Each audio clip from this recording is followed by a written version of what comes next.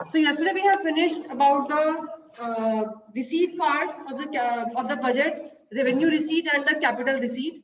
Revenue receipt I have explained, which do not affect the assets and liabilities status, and capital receipts which affect the assets and the liabilities status. Now coming to the budget expenditure, यानी हम यहाँ पे दोनों चीजें पढ़ेंगे, revenue expenditure भी और capital expenditure भी. अब यहाँ पर revenue expenditure मतलब क्या होता है? पैसा खर्च होना. Expenditure मतलब पैसा खर्च होना. ऐसा पैसा खर्च होना which neither create an asset or reduce the liability. पैसा खर्च हुआ लेकिन हमारे ना तो कोई संपत्ति बनी है और ना ही कोई लायबिलिटी रिड्यूस हुई है. और दूसरा आता है यहाँ पर कैपिटल एक्सपेंडिचर, यानी कि यहाँ पर भी पैसा खर्च हो रहा है लेकिन इस पैसे से it either create an asset, या तो कोई संपत्ति बनी है, और रिड्यूसेस अ लायबिलिटी. यहाँ पैसा खर्च होने से या तो हमारी संपत्ति बनी है या हमारा कोई उधार, हमारी कोई लायबिलिटी कम हुई है. अब कुछ एग्जांपल्स रेवेन्यू एक्सपेंडिचर की, जैसे कि payment of salaries, pensions, interest, expenditure administrative services, defence services, health services, ये सब कुछ क्या कहलाता है? Revenue expenditure. सरकार यहाँ पैसा तो खर्च करती है सैलरी देने में, पेंशन देने में, या फिर एडमिनिस्ट्रेशन पे, डिफेंस पे, हेल्थ सर्विसेज पे पैसा खर्च होता है सरकार का, एजुकेशन पे, लेकिन उससे ना तो कोई संपत्ति बनती है और ना ही कोई ऐसे ना ही कोई लायबिलिटी रिड्यूस होती है. लेकिन कैपिटल एक्सपेंडिचर वो एक्सपेंडिचर होता है जिससे या तो हमारी संपत्ति बनी है या कोई लायबिलिटी रिड्यूस हुई है. जैसे कि अगर सरकार पैसा खर्च करती है, किसी लोन देती है स्टेट्स या यूनियन टेरिटरीज को, कोई बिल्डिंग रोड्स बनती हैं, फ्लाईओवर बनते हैं, मशीनरी ली जाती है, या कोई बोरोइंग्स की हमने रीपेमेंट करी है, ये सब कहलाते हैं कैपिटल एक्सपेंडिचर. इसके आपने सिर्फ एग्जांपल्स लर्न करने हैं, उससे ज्यादा आपने इसमें कुछ भी नहीं पढ़ना है. सिर्फ जो आपके रिसीट पार्ट है उसके आपने कंपोनेंट्स आपको मैंने पढ़ाए थे, रेवेन्यू रिसीट, टैक्स रेवेन्यू और नॉन टैक्स रेवेन्यू, उसको अच्छे से करना है, और कैपिटल रिसीट्स के कंपोनेंट्स करने हैं. यहाँ पर सिर्फ डेफिनेशन है इसकी और थोड़े से एग्जांपल्स हैं. ठीक है, इससे कुछ पार्ट्स नहीं है. जो आपने ज्यादा ध्यान देना है वो अपने रिसीट पोर्शन पर देना है, रेवेन्यू रिसीट और कैपिटल रिसीट. ठीक है, समझ में आई बात? अब इसके बाद में हाँ नहीं एक number. Now the next one topic is types of budget. अब तो हमने बजट देख लिया क्या है ये, इसमें कैपिटल रेवेन्यू दोनों तरह के बजट बनते हैं. अब जो नेक्स्ट टॉपिक आता है वो आता है टाइप्स ऑफ बजट. ठीक, अब बजट बच्चों तीन तरीके का बनता है, तीन तरीके का होता है. एक होता है सरप्लस बजट, एक होता है बैलेंस बजट, और एक होता है डेफिशिएंट बजट. ठीक है, सरप्लस बजट का मतलब होता है जबकि सरकार की रिसीट्स पेमेंट से ज्यादा होते हैं, पैसा ज्यादा आ रहा है, एक्सपेंडिचर कम हो रहा है, surplus budget. Balance budget, revenue is equal to expenditure, and deficient budget, revenue is less than expenditure. हमारा भारत जैसा गरीब देश, वहां पर यही बनेगा है ना, तो हम इसी को पढ़ लेते हैं. हाँ, क्योंकि यहाँ पर सरप्लस मतलब रेवेन्यू ज्यादा है, ऐसा तो पॉसिबल ही नहीं है. बराबर भी नहीं होता, हमेशा हमारा क्या रहता है, डेफिसिट रहता है, उसके लिए फिर हमें लोन लेने पड़ते हैं और इस तरीके से हम डेट ट्रैप में फंसते ही जाते हैं. तो अब ये बजट डेफिसिट है, डेफिसिट बजट है, इसके तीन पार्ट है बच्चों. पहला है revenue deficit,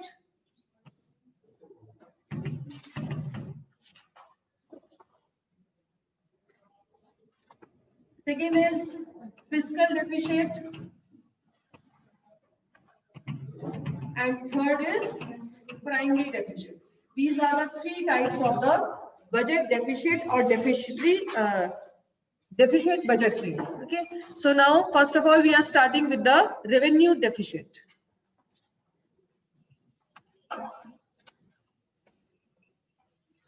Revenue deficit means that when revenue expenditure is more than revenue receipt.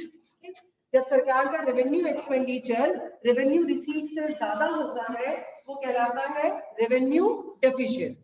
Revenue expenditure आपको बताया मैंने भी क्या होता है, जिससे एसेट्स लायबिलिटीज पर फर्क नहीं पड़ता है.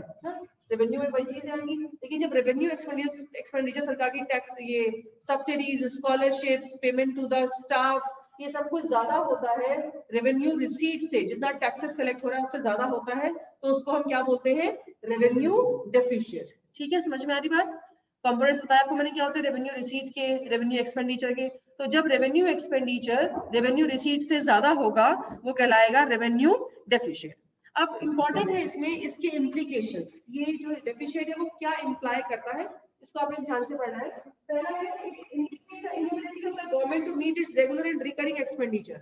ये क्या चीज डिपिक्ट करता है रेवेन्यू डेफिशिएट, कि सरकार अपने रोज के खर्चे, ये रोज के खर्चे चलाते हैं, सैलरीज देनी है, पेंशन देनी है, स्कॉलरशिप देनी है, कि सरकार अनेबल है अपने रोज के खर्चे भी अपने रेवेन्यू रिसीट से निपटाने के लिए। हाँ, यानी कि सरकार के खर्चे ज्यादा है और कमाई सरकार की कम है। और it implies that government is this saving, government is using up savings of the other sectors of the economy to finance its consumption expenditure. दूसरी चीज ये क्या डिपेक्ट करता है कि ऐसी स्थिति में जबकि एक्सपेंडिचर ज्यादा है, रेवेन्यू रिसीट कम है, तो उस स्थिति में सरकार क्या करेगी, जो इसके अदर सेक्टर्स हैं उनकी सेविंग्स को ये खर्चा पूरा करने के लिए लगाएगी, क्योंकि सैलरी तो देनी ही देनी है बेटा, जो सब्सिडीज है, पेंशन है, ये सब कुछ तो देना ही देना ना, तो भले ही वो यहाँ से हमें पूरा नहीं हो रहा है तो वो दूसरे सेक्टर्स की सेविंग्स को इस काम में लगाएगी। Third, it also implied that the government has to make up this deficit from the capital receipt. एक बात ये भी हो सकती है कि सरकार अब जो अपने उसकी कैपिटल रिसीट्स आ रही हैं, कैपिटल रिसीट्स कौन से हैं, जो कि या तो एसेट रिड्यूस हुई है या लायबिलिटी क्रिएट हुई, यानी कि या तो उधार लिया है सरकार ने या अपनी कोई संपत्ति बेची है, उससे भी सरकार इसकी पूर्ति करती है। एक तो ये अगर अदर सेक्टर्स की सेविंग से करती है, अगर उससे भी पूरा नहीं होता है तो जो इसके कैपिटल रिसीट्स आते हैं ना, भले वो उधार लिया है या फिर अपनी कोई संपत्ति बेची है, तो उससे भी इसको फाइनेंस करती है कि ये रेवेन्यू एक्सपेंडिचर करना बहुत जरूरी है ना, क्योंकि वेलफेयर है, लोगों को सैलरीज तो पहुंचानी है ना। जब आपने किसी को हायर किया है, सरकार ने हायर किया है, तो सैलरीज तो देनी, भले अब दे भले 2 महीने बाद दे, देनी तो है ही। तो उस केस में सरकार या तो अपनी सेविंग्स लगाती है अदर सेक्टर्स की, या फिर जो है सरकार अपने कैपिटल रिसीट्स को यूज करती है। Use of capital receipts for meeting the extra consumption expenditure leads to an inflationary situations. ये सिचुएशन क्या पैदा करती है, इन्फ्लेशन। इन्फ्लेशन को क्या मतलब हुआ, यानी कि जब सरकार ने अपने कैपिटल रिसीट्स उधार ले लेकर इनको पूर्ति कर दी, टैक्सेस इतने आ नहीं रहे हैं, अब इनके पास में जो पैसा आ गया, लोगों के पास में जो फिक्स इनकम ग्रुप्स थे, जिनकी गवर्नमेंट की जॉब की सैलरी आ गई, अब उनके पास तो पैसा आ गया, वो क्या करेंगे, सामान खरीदना शुरू करेंगे। लेकिन इतना जीडीपी तो बढ़ा ही नहीं, टैक्सेस तो इतने आए नहीं, प्रोडक्शन तो इतना हुआ नहीं, तो उस केस में क्या होगा, इन्फ्लेशनरी कंडीशंस पैदा होगी। इन्फ्लेशनरी कंडीशंस क्या होती हैं, जबकि हमारी एग्रीगेट डिमांड ज्यादा होती है और एग्रीगेट सप्लाई कम होती है। जब डिमांड ज्यादा है, सप्लाई कम है, तो क्या होगा उस केस में, जो सामान है उसके ऊपर प्रेशर बढ़ेगा और उसके दाम बढ़ जाएंगे। तो ऐसी स्थिति में इन्फ्लेशनरी कंडीशंस पैदा होती हैं। और a high revenue deficit gives a warning signal to the government to either curtail its expenditure or increase its revenue. ये जो ऐसे डेफिसिट होते हैं ना, ये सरकार को क्या इंडिकेट करते हैं कि या तो सरकार अपने खर्चे कम करे या फिर सरकार क्या करे, अपने टैक्सेस को बढ़ा दे। टैक्सेस बढ़ाएगी तो भी लोग में अनरेस्ट रहता है, खर्चे कम कैसे करें ना, जिसको नहीं मिलता है, जिसको भी अपने सब्सिडीज नहीं देते हैं, हर कोई इस चीज का विरोध करता है ना। तो यहाँ पर ये नहीं देखते कि देश में नुकसान कितना हो रहा है, हर कोई सिर्फ अपना ही फायदा देखता है। तो इसीलिए ये सब के ये जो हमारे रेवेन्यू डेफिसिट की स्थिति पैदा हो। Now the second type of budget deficit is fiscal deficit, and fiscal deficit means when total expenditure is more than total receipts. जब सरकार का टोटल एक्सपेंडिचर रेवेन्यू और कैपिटल ज्यादा होता है टोटल रिसीट से, उसको हम बोलते हैं फिस्कल डेफिसिट। अब इसको पूरा डिटेल में देख लीजिए, टोटल एक्सपेंडिचर में क्या आएगा और इसमें क्या आएगी। Total expenditure means revenue expenditure plus capital expenditure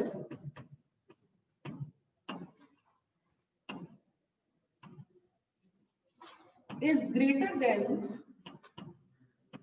revenue receipt plus capital receipts. Capital receipt components are borrowings, disinvestment और other receipts. तो कैपिटल रिसीट्स है for recovery of loans, capital receipts है, यहाँ पे हमने बोरोइंग्स को छोड़ देना है, इसको एक्सक्लूड करके हमारा जितना डेफिशिएट बैठेगा वो कहलाएगा फिस्कल डेफिशिएट। यहाँ हमने लिया total expenditure plus total expenditure ने लिया revenue expenditure plus capital expenditure. जब ये टोटल एक्सपेंडिचर ज्यादा होगा टोटल रिसीट्स से, रिसीट्स में कौन कौन से पार्ट थे, रेवेन्यू रिसीट्स और कैपिटल रिसीट्स। रेवेन्यू रिसीट्स तो वही हुई टैक्सेस और नॉन टैक्सेस, कैपिटल रिसीट्स कौन सी हुई, रिकवरी ऑफ लोन, बोरोइंग्स और डिसइन्वेस्टमेंट यानी कि अदर रिसीट्स।